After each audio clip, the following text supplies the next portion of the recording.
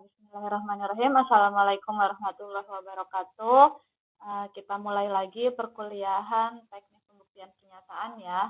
Hari ini kita akan bahas mengenai masih awal-awal atau masih pendahuluan, yaitu mengenai pernyataan berkuantor. Kalau kemarin kan kita udah bahas atau udah belajar ya mengenai apa itu pernyataan gitu dan lain-lain. Makanya sekarang kita akan bahas mengenai pernyataan berkuantor. Apa sih pernyataan berkuantor itu gitu ya? Dan apa itu kuantor? Saya lanjut ya.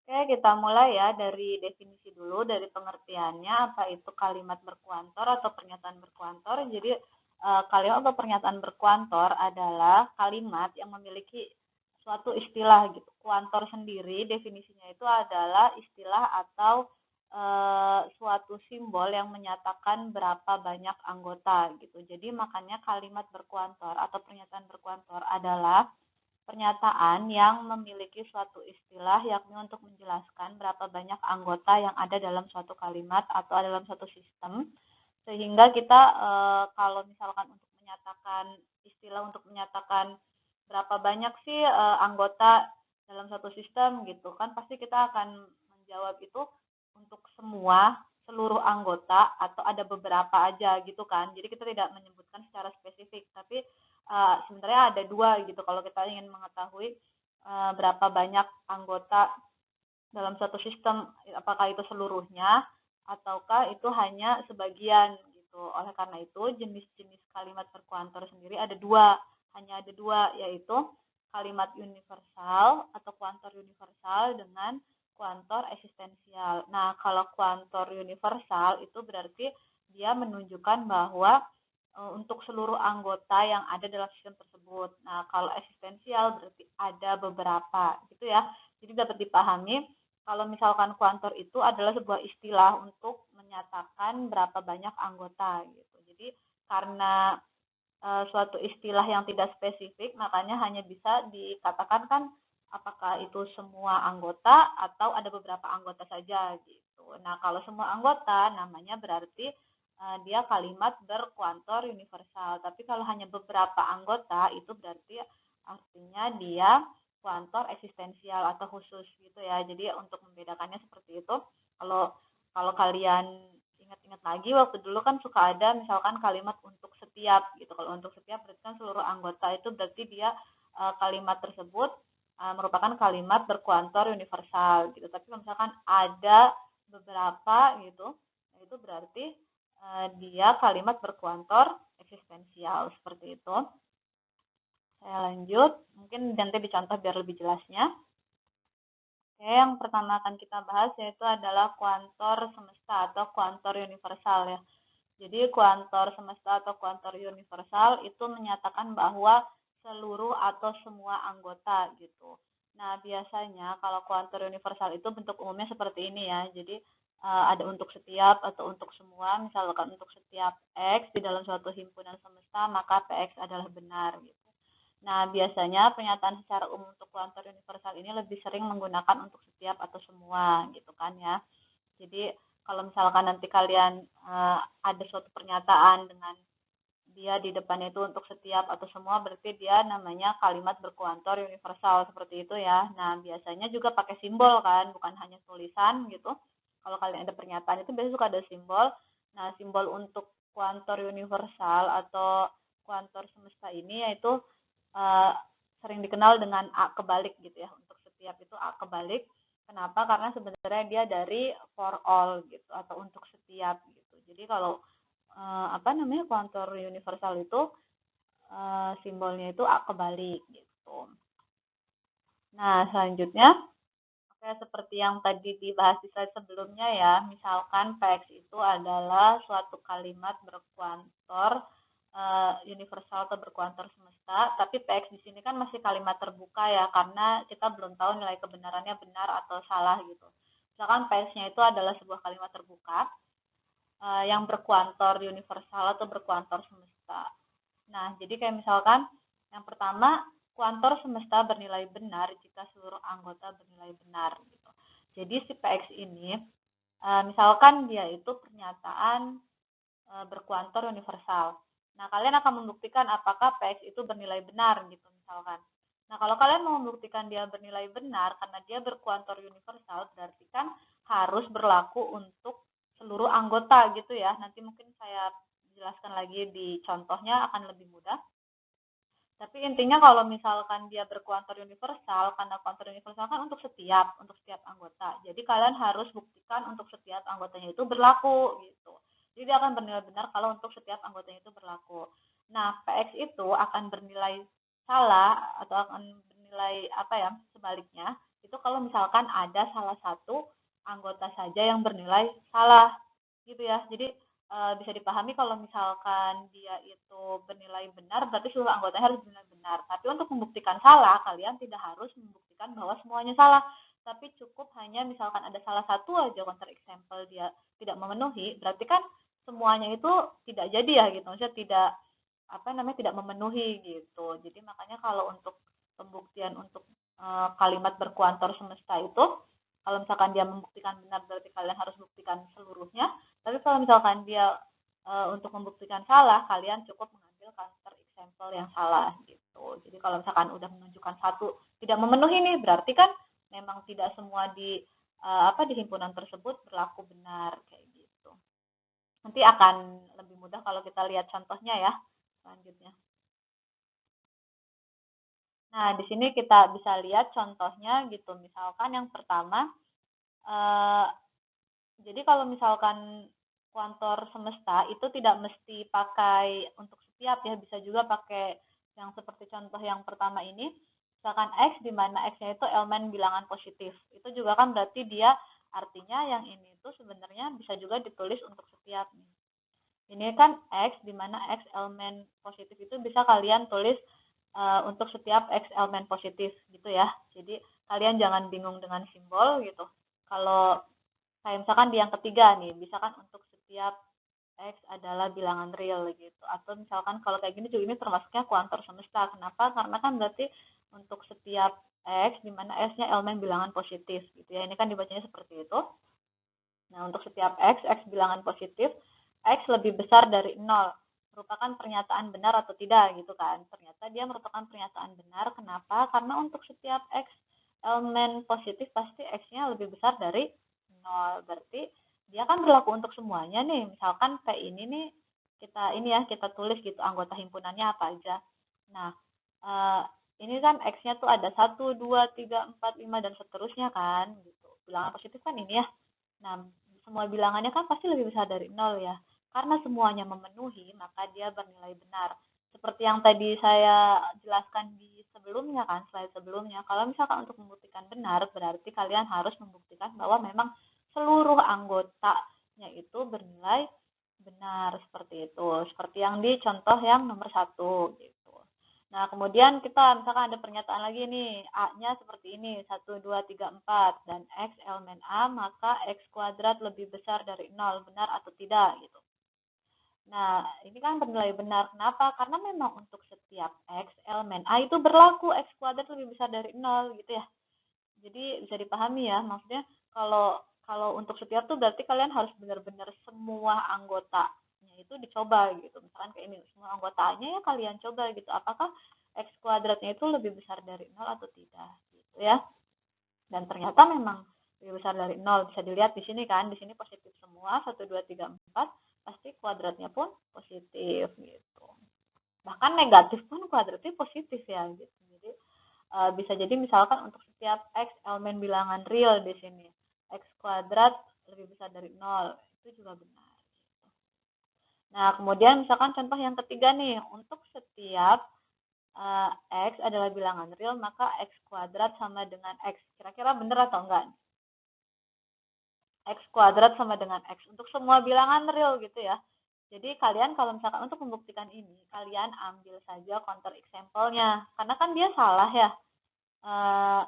Tidak mungkin X kuadrat sama dengan X untuk sembarang bilangan real gitu. Mungkin untuk satu, ketika kalian ngambil kasusnya counter example-nya satu, itu akan memenuhi kan. Karena satu kuadrat itu bilangan real dan satu itu bilangan real dan satu kuadrat itu sama dengan satu gitu. Tapi bagaimana kasusnya kalau misalkan kalian ambil counter example-nya 2. 2 juga bilangan real kan. Nah, 2 kuadrat itu kan sama dengan 4. Berarti X kuadrat tidak sama dengan X. Berarti berarti dia bernilai salah. Berarti tidak berlaku kalau untuk setiap X itu X kuadrat sama dengan X. Makanya di sini pernyataannya bernilai salah. Gitu. Jadi kalau misalkan untuk membuktikan salah, kalian ambil saja counter example. Gitu ya. Nah, kemudian di sini yang keempat, untuk setiap X adalah bilangan negatif, maka X min 10 lebih besar dari 0. Nah, itu kan pasti bernilai salah ya. Kenapa? Karena kalian ambil aja untuk setiap X bilangan negatif dikurangi 10, apakah dia akan lebih besar dari 0? Tidak mungkin. Kenapa? Karena kalau kita ngambil 0 saja ya, misalkan 0 dikurangi 10 pasti dia kurang dari 0 gitu. Jadi ini bernilai salah. Kalian ambil saja counter example-nya gitu. Misalkan ambil minus 1, minus 1, minus 10 kan sama dengan minus 11. Minus 11 itu pasti kurang dari 0, seperti itu. Jadi ambil counter example-nya aja untuk yang membuktikan bahwa dia salah. Seperti itu ya. Nah, yang kedua akan kita bahas mengenai kuantor eksistensial. Tadi kan kita udah bahas untuk yang semesta ya, kalau untuk semesta kan untuk setiap. Nah, kalau eksistensial itu berarti ada atau beberapa gitu. Jadi dia bentuk umumnya seperti ini. Tuh, ada beberapa anggota X dalam suatu himpunan semesta, maka PX adalah benar. Nah, kalau misalkan ini simbolnya tuh seperti E kebalik gitu ya. Jadi kebalik itu kenapa? Karena dari there exists gitu. Dari eksis kan. Jadi makanya dia eksistensial, namanya kontornya. Jadi makanya dia simbolnya itu kebalik. Kalau tadi semesta itu kan for all, makanya jadi A kebalik. Kalau misalkan eksistensial atau ada beberapa itu pakainya E kebalik gitu ya. Nah, nanti kita lihat dulu bagaimana sih cara pembuktiannya kalau misalkan untuk yang kuantor eksistensial atau bedanya gitu ya sama semesta. Oke, selanjutnya kita akan bahas mengenai pembuktian dari kuantor eksistensial. Seperti apa sih gitu kan kalau kuantor eksistensial, apa bedanya dengan tadi kuantor semesta. Nah, kalau di kuantor eksistensial itu pembuktiannya suatu statement berkuantor eksistensial atau ada gini ya seperti XPX bernilai benar jika salah satu anggota paling sedikit satu itu bernilai benar gitu. Jadi kalau kalian misalkan ada satu saja yang benar, berarti dia udah mewakili eksistensialnya itu kan, makanya dia bernilai benar. Kemudian suatu statement bernilai salah jika seluruh anggotanya bernilai benar. Dan yang ketiga, suatu statement eksistensial bernilai salah jika seluruh anggotanya bernilai salah gitu. Mungkin akan lebih jelasnya kalau kita langsung ke contoh saja ya. Nah, di sini ada 3 contoh untuk kuantor eksistensial. Yang pertama, misalkan X merupakan anggota himpunan bilangan bulat positif. Ada beberapa anggota X yang memenuhi suatu persamaan X lebih besar dari 0, lebih besar dari 5. Nah, ini kira-kira kuantor ini pernyataan bernilai benar atau pernyataan bernilai salah. Di sini pernyataannya bernilai benar. Kenapa? Karena X merupakan anggota himpunan bilangan positif. Bilangan positif kan ada banyak ya, dari 1, 2, 3, dan seterusnya gitu. Nah, katanya ada beberapa anggota X yang memenuhi suatu persamaan X lebih besar dari 5. Benar ya, karena misalkan ambillah angka 6. 6 itu kan lebih besar dari 5 gitu. 7, 8, 9, 10, dan lain-lain. Itu kan berarti ada beberapa anggota yang memang lebih besar dari 5 gitu. Makanya ini bernilai benar gitu. Kan tadi minimal satu aja kan, satu saja sudah memenuhi, dia sudah bernilai benar. Nah, kemudian kita yang contoh yang kedua yaitu ada X elemen A, X lebih besar dari 10 kurang dari 15.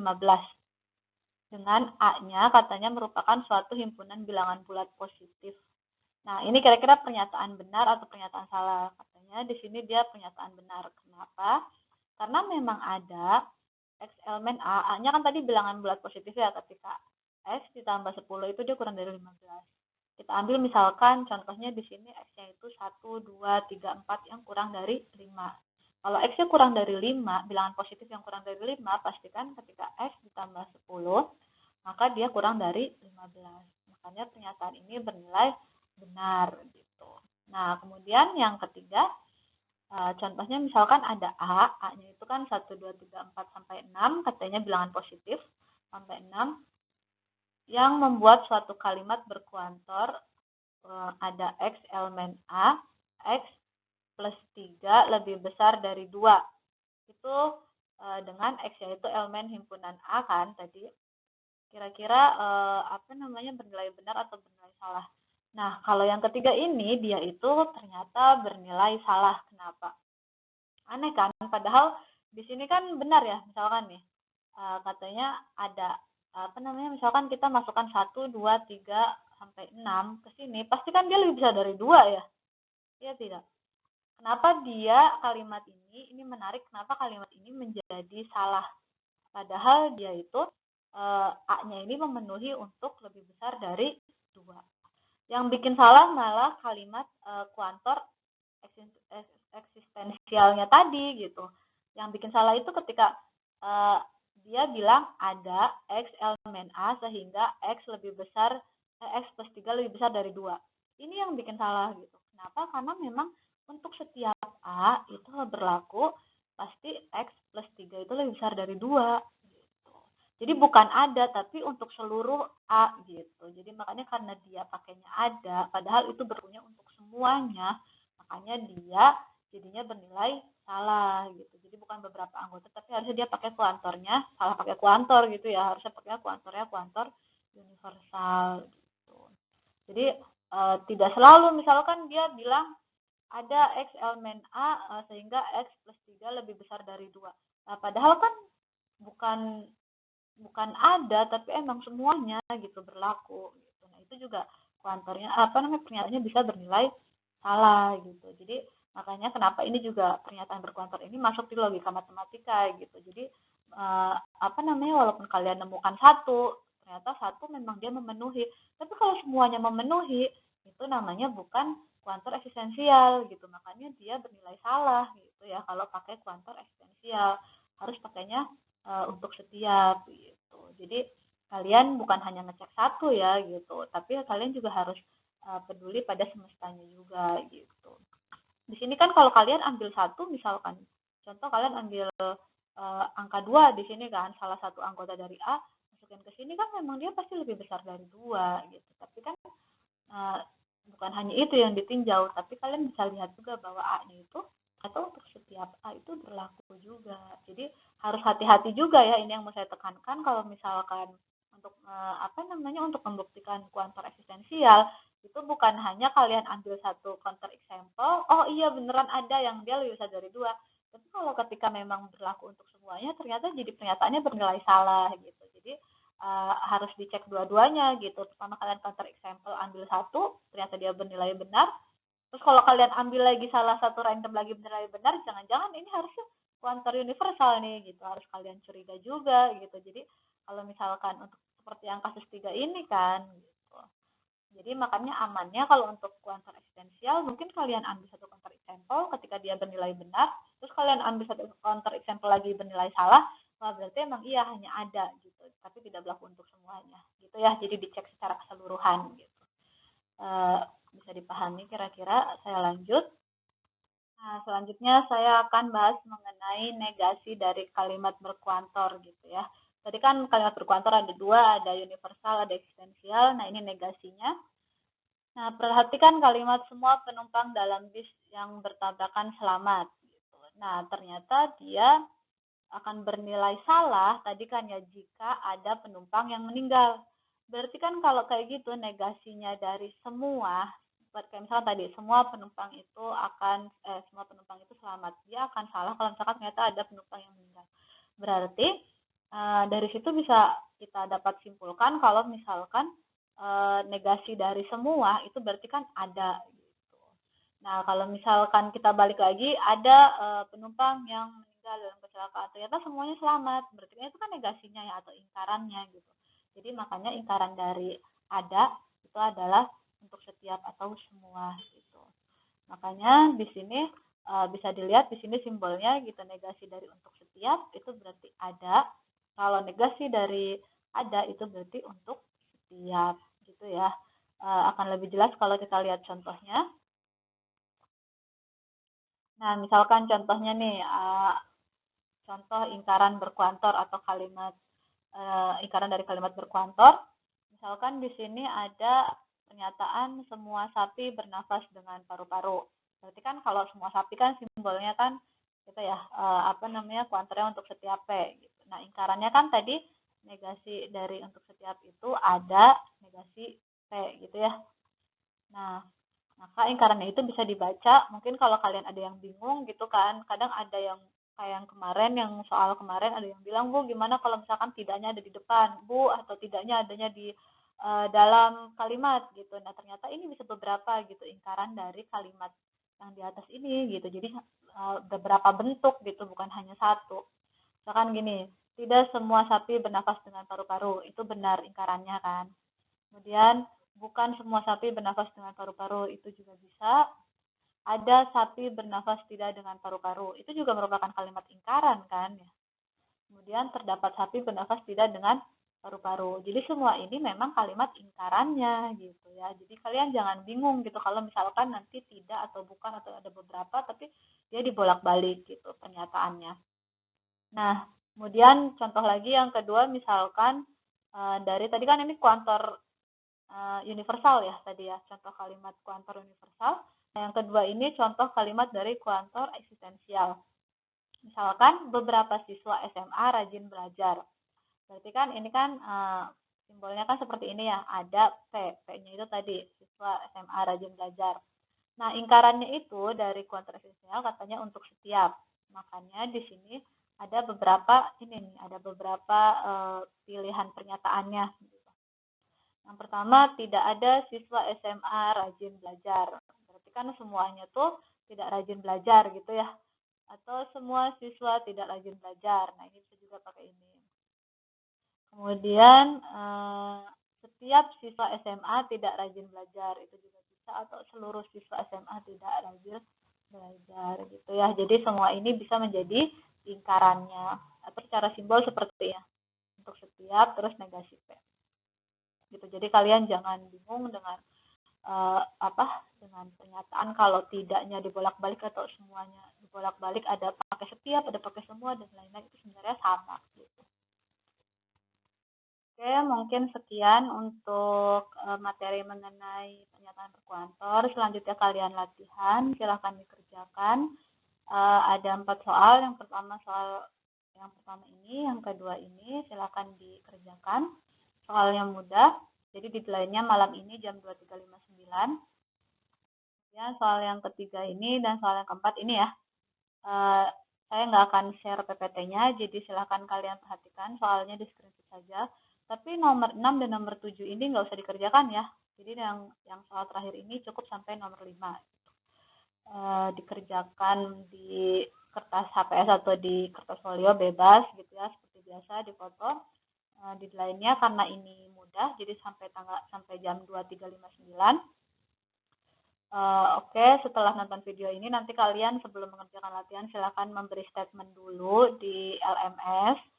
Statementnya kalau misalkan kalian memang sudah paham, silakan memberikan statement kalau kalian sudah paham. Tapi kalau misalkan kalian tidak paham, silakan memberikan statement dengan berupa pertanyaan gitu ya. Nanti kita diskusi di grup LMS. Oke, sekian untuk video hari ini. Kurang lebihnya saya mohon maaf. Wassalamualaikum warahmatullahi wabarakatuh.